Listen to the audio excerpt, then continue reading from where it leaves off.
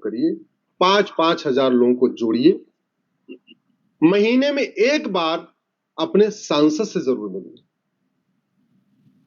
और महीने में एक बार अपने विधायक से जरूर मिलिए, क्योंकि बाकी लोग जो मिलते हैं सांसद विधायक से, या तो वो बर्थडे का कार्ड देने के लिए मिलते हैं, या शादी का कार्ड देने के लिए मिलते हैं, या एफआईआर नहीं हो रही होती तो मिलते हैं, या ट्रांसफर पोस्टिंग के लिए मिलते हैं, किसी न किसी स्वार्थवश मिलते हैं, या खुश करने के लिए मिलते हैं कि भाई सांसद जी चलो फोटो दिखाओ, अपने चेहरा दिखा दो, इसलिए मिलते हैं।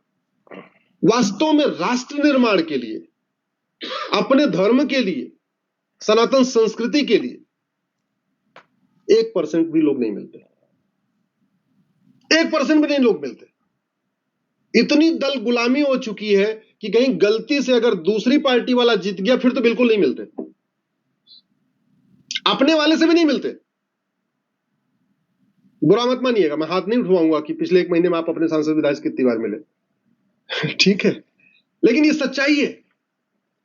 और सारी बीमारियों की दवाई कहां बननी है? संसद और विधानसभा में।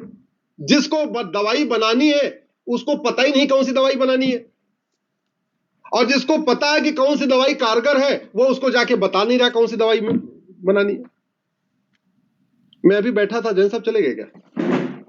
तो जैसे परिचय हुआ कि जैन साहब बड़े पुराने अधिवक्ता हैं, यहाँ के बहुत सीनियर एडवोकेट हैं, तो मैंने जैन साहब से एक सवाल पूछा। सवाल क्या पूछा? मैंने ऐसे जस्ट कहा कि जैन साहब वो आईपीसी और बीएनएस में क्या अंतर है?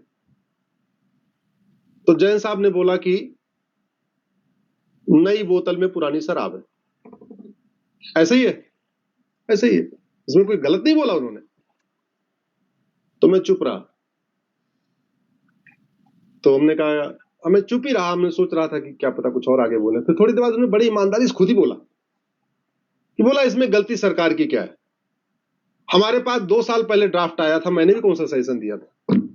उन्होंने खुद ही एडमिट किया कि हमारे पास भी आया था सुझाव देने के लिए, लेकिन मैंने भी नहीं कहा, और नतीजा ये हुआ कि नई बोतल में पुरानी शराब बन के आ गई। आई कि नहीं आई? सेक्शन थोड़े रटने और पड़ रहे, कंटेंट वही है और सेक्शन बदल गए तो रटने भी पड़ रहे। तो समस्या बढ़ी है कि घटी है? जोर से बोलिए जरा। बढ़ी है। लेकिन उसमें हमने क्या गलती किया? कंट्रीब्यूशन नहीं। अगर आप कंट्रीब्यूशन नहीं देंगे तो समस्या आपको झेलनी पड़ेगी।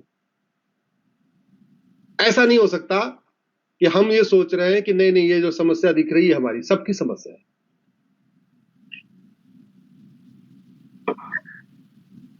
कल अलीगढ़ मुस्लिम यूनिवर्सिटी का जजमेंट आया, देखा होगा ना अखबारों में, हमने उसको चैलेंज किया हुआ। एक छोटी सी गलती कैसे पूरे देश को बर्बाद कर रही है उसका एक एग्जांपल आपको बताता हूं। भारत में आर्टिकल 29-30 में माइनॉरिटी शब्द आया हुआ है, ठीक है, लेकिन माइनॉरिटी कौन है ये कहीं नहीं लिखा हुआ है। संविधान में दो बार शब्द आया माइनॉरिटी, आर्टिकल 29, आर्टिकल 30, बस 2 जगह लिखा हुआ। उसके बाद माइनॉरिटी कमीशन एक्ट बन गया 1990 में, उसमें भी नहीं लिखा हुआ है हु इज माइनॉरिटी या माइनॉरिटी की डिफिनेशन क्या होगी। माइनॉरिटी एजुकेशन एक्ट बन गया, नहीं लिखा हुआ है माइनॉरिटी कौन है। माइनॉरिटी कमीशन चल रहा है, माइनॉरिटी अफेयर मिनिस्ट्री चल रही है, माइनॉरिटी बोर्ड चल रहा है, माइनॉरिटी ट्रिब्यूनल चल रहा है, केंद्र सरकार की हजारों करोड़ की योजनाएं माइनॉरिटी के नाम पे चल रही हैं, राज्य सरकारों की हजारों करोड़ की माइनॉरिटी की योजनाएं चल रही हैं। किसके किसके पैसे से चल रही? जरा जोर से बोलिए, अरे जोर से बोलिए। हमारे पैसे से, आपके पैसे से। और माइनॉरिटी कौन है किसी को नहीं पता, ना हाई कोर्ट को पता माइनॉरिटी कौन है, ना सुप्रीम कोर्ट को पता माइनॉरिटी कौन है, ना राष्ट्रपति को पता माइनॉरिटी कौन है, किसी को नहीं पता माइनॉरिटी कौन है।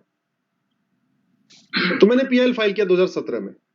हमने कहा इतना सब चल रहा है, पहले ये तो बता दो माइनॉरिटी है कौन। टीएमए पाई केस 2002 में आया, 11 जजों की बेंच का फैसला, उसमें भी उन्होंने माइनॉरिटी की चर्चा किया, लेकिन डर के मारे माइनॉरिटी को डिफाइन नहीं किया। मैं शब्द यूज कर रहा हूं डर के मारे, क्योंकि मैं ये देख रहा हूं पिछले 20 वर्षों से माइनॉरिटी को डिफाइन करते इसे लगता है लोग हाथ जल रहे हैं। सब कुछ माइनॉरिटी के नाम पे, माइनॉरिटी के नाम पे वजीफा, माइनॉरिटी के नाम पे